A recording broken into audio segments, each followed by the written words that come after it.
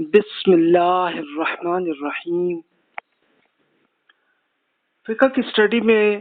ہم پچھلے لیکچرز میں تو ہم نماز کی اسٹڈیز کر رہے تھے، تو آج ہمارا ٹاپک ہے زکوٰۃ اور روزہ۔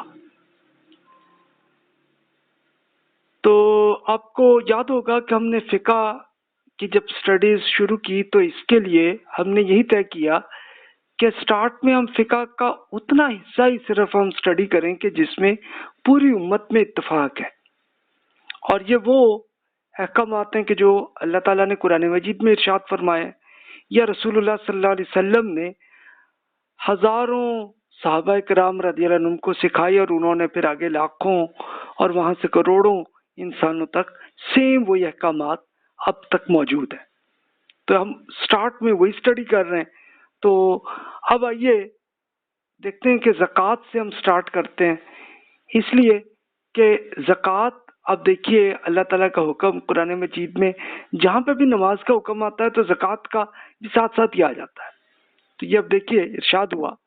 بسم اللہ الرحمن الرحیم وَأَقِیمُوا الصَّلَاةَ وَآتُوا الزَّکَاۃَ، کہ نماز قائم کیجیے اور زکوٰۃ ادا کیجیے۔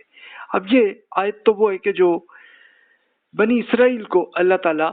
ڈسکشن کر رہا تھا، تو اس میں ان کو حکم، اور وہ سیم آپ ابھی بھی آپ اگر بائبل میں آپ پڑھ لیجئے تورات جو 5ویں بک ہے بائبل کی، تو اس میں بھی یہی حکم آپ کو نماز اور زکوٰۃ وہاں پہ بھی آئے گی۔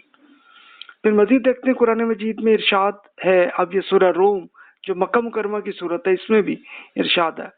وَمَا آتَيْتُم مِّن زَکَاةٍ تُرِیدُونَ وَجْهَ اللَّهِ فَأُولَٰئِکَ هُمُ الْمُضْعِفُونَ، جو آپ لوگ زکوٰۃ اللہ کی خوشنودی حاصل کرنے کے لیے ارادے سے دیتے ہیں تو یہی وہ لوگ ہیں جو در حقیقت اپنا فنڈ بڑھا دیتے ہیں۔